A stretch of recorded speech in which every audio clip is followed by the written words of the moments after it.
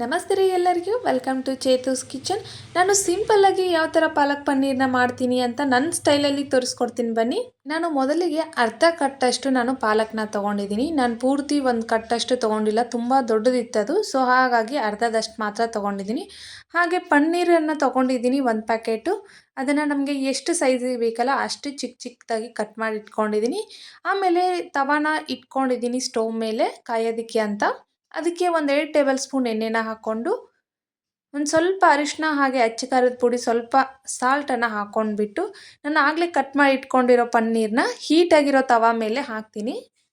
ಇದನ್ನು ಚೆನ್ನಾಗಿ ನೀವು ಫ್ರೈ ಮಾಡ್ಕೊಳ್ಬೇಕು, ಆವಾಗ ಒಂಥರ ಟೇಸ್ಟ್ ಚೆನ್ನಾಗಿರುತ್ತೆ ಪನ್ನೀರ್ದು.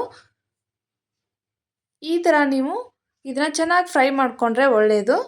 ಇವಾಗ ಇದನ್ನು ಸೈಡಿಗೆ ಎತ್ತಿಡ್ತೀನಿ. ಇವಾಗ ಗ್ಯಾಸ್ ಸ್ಟವ್ ಮೇಲೆ ನಾನು ಬೇರೆ ಪಾತ್ರೆನ ಇಡ್ತೀನಿ. ಅದಕ್ಕೆ 1-2 ಟೇಬಲ್ ಸ್ಪೂನಷ್ಟು ಎಣ್ಣೆನ ಹಾಕಿಬಿಟ್ಟು ಒಂದು ಸ್ವಲ್ಪ ಚಕ್ಕೆ ಹಾಗೆ ಒಂದು 4 ಲವಂಗ ಹಾಗೆ 4 ಕರಿಕಾಳು ಮತ್ತು 1 ಏಲಕ್ಕಿನ ಹಾಕಿ ನಾನು ಫ್ರೈ ಮಾಡ್ಕೊತೀನಿ. ಅದು ಒಂದು ಘಮ ಬರೋವರೆಗೂ. ಆಮೇಲೆ ನೀವು ಇದಕ್ಕೆ 1-2 ಈರುಳ್ಳಿನ ದೊಡ್ಡ ಈರುಳ್ಳಿನ ನಾನು ದೊಡ್ಡದಾಗಿ ಕಟ್ ಮಾಡಿ ಹಾಕ್ಕೊಂಡಿದ್ದೀನಿ. ಚಿಕ್ಕದಾಗೇನು ಕಟ್ ಮಾಡ್ಕೊಳ್ಳೋ ಅವಶ್ಯಕತೆ ಇಲ್ಲ, ದೊಡ್ಡದಾಗೇ ಕಟ್ ಮಾಡ್ಕೊಳ್ಳಿ. ಇದನ್ನು ಕೂಡ ಚೆನ್ನಾಗಿ ನೀವು ಫ್ರೈ ಮಾಡ್ಕೋಬೇಕು. ಆಮೇಲೆ ಇದಕ್ಕೆ 1 ಇಂಚಷ್ಟು ಶುಂಠಿನ ಹಾಕ್ಕೊಳ್ತೀನಿ, ಹಸಿ ಶುಂಠಿ ಹಾಗೆ ಸ್ವಲ್ಪ ಬೆಳ್ಳುಳ್ಳಿ. ಆಮೇಲೆ ನಿಮಗೆ ಖಾರಕ್ಕೆ ಎಷ್ಟು ಬೇಕಲ್ಲ ಅಷ್ಟು ಹಸಿ ಮೆಣಸಿನ್ಕಾಯಿನ ಹಾಕ್ಕೊಳ್ಳಿ. ಆಮೇಲೆ ನಿಮ್ಮ ಹತ್ರ ಗೋಡಂಬಿ ಇದ್ದರೆ 7-8 ಗೋಡಂಬಿನ ಹಾಕ್ಕೊಳ್ಳಿ, ತುಂಬ ಟೇಸ್ಟ್ ಚೆನ್ನಾಗಿ ಬರುತ್ತೆ. ರೆಸ್ಟೋರೆಂಟ್ ಸ್ಟೈಲಲ್ಲಿ ಪನ್ನೀರ್ ರೆಡಿ ಆಗುತ್ತೆ. ನನ್ನ ಹತ್ರ ಇರಲಿಲ್ಲ, ಸೊ ಹಾಗಾಗಿ ನಾನು ಸ್ಕಿಪ್ ಮಾಡಿದ್ದೀನಿ. ಇದನ್ನು ಇದೇ ಥರ ಚೆನ್ನಾಗಿ ನೀವು ಫ್ರೈ ಮಾಡ್ಕೋಬೇಕು. ಇವಾಗ ನಾನು 2 ಮೀಡಿಯಮ್ ಸೈಜು ಟೊಮ್ಯಾಟೊನ ಕಟ್ ಮಾಡಿ ದೊಡ್ಡದಾಗಿ ಕಟ್ ಮಾಡಿ ಇಟ್ಕೊಂಡಿದ್ದೆ. ಇವಾಗ ಅದನ್ನು ಕೂಡ ಹಾಕ್ಕೊಂಡ್ಬಿಟ್ಟು ಫ್ರೈ ಮಾಡ್ಕೊಳ್ತಾ ಇದ್ದೀನಿ. ಈರುಳ್ಳಿ ಮತ್ತು ಟೊಮೆಟೊನ ಕಂಪ್ಲೀಟಾಗಿ ಸ್ಮೂತ್ ಆಗೋವರೆಗೂ ನೀವು ಫ್ರೈ ಮಾಡ್ಕೋಬೇಕು. ಕಲರ್ ಚೇಂಜ್ ಆಗಬೇಕು, ಫುಲ್ಲಾಗಿ ನೀವು ಫ್ರೈ ಮಾಡ್ಕೋಬೇಕು.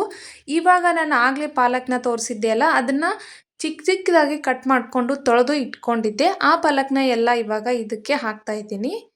ಕಂಪ್ಲೀಟಾಗಿ ಎಲ್ಲ ಪಾಲಕ್ನೂ ಹಾಕಿ ಒಂದೇ ಸಾರಿ ಇದನ್ನು ಇವಾಗ ನಾನು ಮತ್ತೆ ಸ್ಮೂತ್ ಆಗೋವರೆಗೂ ಇದನ್ನೆಲ್ಲನೂ ಫ್ರೈ ಮಾಡ್ಕೊತೀನಿ. ಎಲ್ಲರ ಹತ್ರನೂ ಒಂದು ರಿಕ್ವೆಸ್ಟ್ನ ಮಾಡ್ಕೊಳ್ತೀನಿ, ಏನಪ್ಪ ಅಂದರೆ ನೀವು ನನ್ನ ಚಾನಲ್ಗೆ ಸಬ್ಸ್ಕ್ರೈಬ್ ಆಗದೇ ಇದ್ರೂ ಪರವಾಗಿಲ್ಲ, ಅಟ್ಲೀಸ್ಟ್ ಒಂದು ಲೈಕ್ ಆದರೂ ಕೊಡಿ ಅಂತ ಕೇಳ್ಕೊತೀನಿ. ನನ್ನ ವಿಡಿಯೋಗೆ ಮಾತ್ರ ಲೈಕ್ ಮಾಡಿ ಅಂತ ಹೇಳಲ್ಲ. ಸೋಷಿಯಲ್ ಮೀಡಿಯಾದಲ್ಲಿ ನೀವು ಯಾವುದೇ ವಿಡಿಯೋ ನೋಡಿದ್ರು ಸರಿ ಒಂದು ಲೈಕ್ ಮಾಡೋದನ್ನು ಕಲೀರಿ. ಇಷ್ಟ ಆದರೆ ಮಾತ್ರ ಲೈಕ್ ಕೊಡಿ, ಇಲ್ಲಾಂದರೆ ಬೇಡ.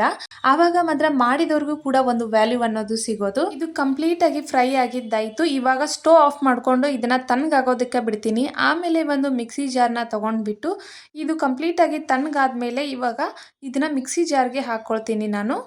ಇವಾಗ ಇದನ್ನೆಲ್ಲನೂ ಕಂಪ್ಲೀಟಾಗಿ ನಾನು ಎಲ್ಲನೂ ಮಿಕ್ಸಿಗೆ ಹಾಕ್ಕೊಂಡಿದ್ದಾದಮೇಲೆ 1 ಟೇಬಲ್ ಸ್ಪೂನಷ್ಟು ಕಲ್ಲುಪ್ಪು ಹಾಕ್ಕೊತೀನಿ. ರುಚಿಗೆ ತಕ್ಕಷ್ಟು ನಿಮ್ಗೆ ಎಷ್ಟು ಬೇಕಲ್ಲ ಉಪ್ಪು ಅಷ್ಟು ಉಪ್ಪನ್ನು ಇದಕ್ಕೆ ಹಾಕ್ಕೊಂಡ್ಬಿಡಿ. ಇವಾಗ ಇದನ್ನ ಸ್ಮೂತಾಗಿ ಮಿಕ್ಸಿ ಮಾಡಿ ತೊಗೊಂಡು ಬರ್ತೀನಿ. ಇವಾಗ ಮಿಕ್ಸಿ ಮಾಡ್ಕೊಂಡಿದ್ದು ಕೂಡ ಆಯಿತು. ಯಾಕಂತ ನನಗೂ ಗೊತ್ತಿಲ್ಲ, ಬಟ್ ಕ್ಯಾಮ್ರಾದಲ್ಲಿ ಡಬಲ್ ಕಲರ್ ಬರ್ತಾ ಇದೆ. ಅದು ಏನು ರೀಸನ್ ಅಂತ ಗೊತ್ತಾಗ್ತಾ ಇಲ್ಲ.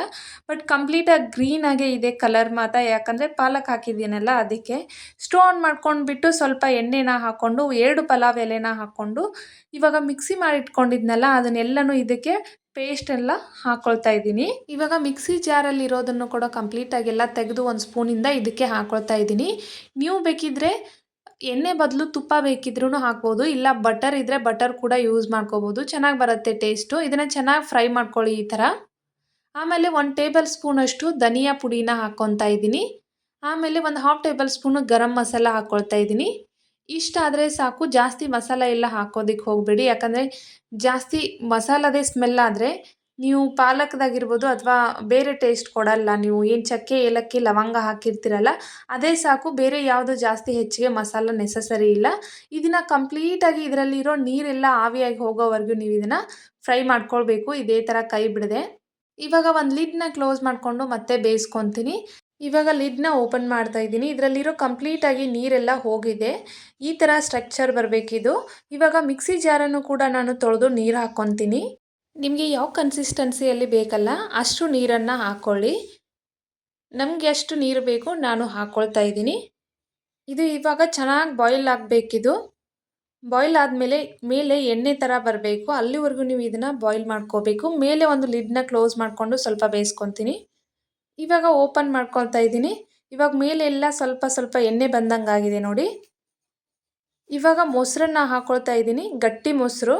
ಮೊಸರನ್ನ ಹಾಕ್ಕೊಂಡು ನಾನು ಈ ಥರ ಮತ್ತೆ ಮಿಕ್ಸ್ ಮಾಡ್ಕೊಳ್ತಾ ಇದ್ದೀನಿ. ಮಿಕ್ಸ್ ಮಾಡ್ಕೊಂಡಿದ್ದಾದಮೇಲೆ ಪನ್ನೀರ್ ನಾವು ಆಗಲೇ ಬೇಯಿಸಿ ಇಟ್ಕೊಂಡಿರೋ ಪನ್ನೀರನ್ನ ಫ್ರೈ ಮಾಡಿ ಇಟ್ಕೊಂಡಿರೋ ಪನ್ನೀರನ್ನ ಇದಕ್ಕೆ ಹಾಕ್ಕೊಳ್ತಾ ಇದ್ದೀನಿ. ನನ್ನ ವಿಡಿಯೋ ನಿಮಗೆ 100% ಇಷ್ಟ ಆಗಿದ್ರೆ please like, share and subscribe my channel. ಹಾಗೆ ಒಂದು 50% ಇಷ್ಟ ಆದರೆ ದಯಮಾಡಿ ಒಂದು ಲೈಕ್ ಕೊಡೋದನ್ನು ಮರೆಯೋದಕ್ಕೆ ಹೋಗಬೇಡಿ. ಡೆಲಿಷಿಯಸ್ ಆಗಿರೋ ರೆಸ್ಟೋರೆಂಟ್ ಸ್ಟೈಲಲ್ಲಿ ಪಾಲಕ್ ಪನ್ನೀರ್ ರೆಡಿ ಆಗಿದೆ. ವಾಹ್, ಸೂಪರ್ ಆಗಿದೆಯಲ್ಲ. ಆಗಲೇ ನಾನು ಪನ್ನೀರನ್ನ ಒಂದು ಚಿಕ್ಕ ಕ್ಯೂಬನ್ನು ನಾನು ಎತ್ತಿಟ್ಟಿದ್ದೆ. ಇವಾಗ ಅದ್ರ ಮೇಲೆ ಎಲ್ಲ ನಾನು ಈ ಥರ ತುರಿತಾ ಇದ್ದೀನಿ. ತುರಿದು ಹಾಕಿದರೆ ನೋಡೋರಿಗೆ ಒಂದು ಲುಕ್ ಬರುತ್ತೆ, ಹಾಗೆ ತಿನ್ನೋದಕ್ಕಂತೂ ತುಂಬಾ ಟೇಸ್ಟಿಯಾಗಿರುತ್ತೆ. ನೋಡಿ ಎಷ್ಟು ಚೆನ್ನಾಗಿ ಲುಕ್ ಬಂದಿದೆ. ಹಾಗೆ ನೀವು ಯಾರಿಗಾದ್ರೂ ಊಟ ಬಡಿಸ್ಬೇಕಾದ್ರೂ ಅಷ್ಟೇ ಇದೇನು ಅನ್ನೋದು ಒಂದು ಕ್ಯೂರಿಯಾಸಿಟಿ ಇರುತ್ತೆ. ಹಾಗೆ ನೋಡೋದಕ್ಕೆ ತಿನ್ನೋದಕ್ಕೆ ಎರಡೂ ರುಚಿಯಾಗಿರುತ್ತೆ ಅಂತ ಹೇಳ್ಬೋದು. Thanks for watching and bye bye.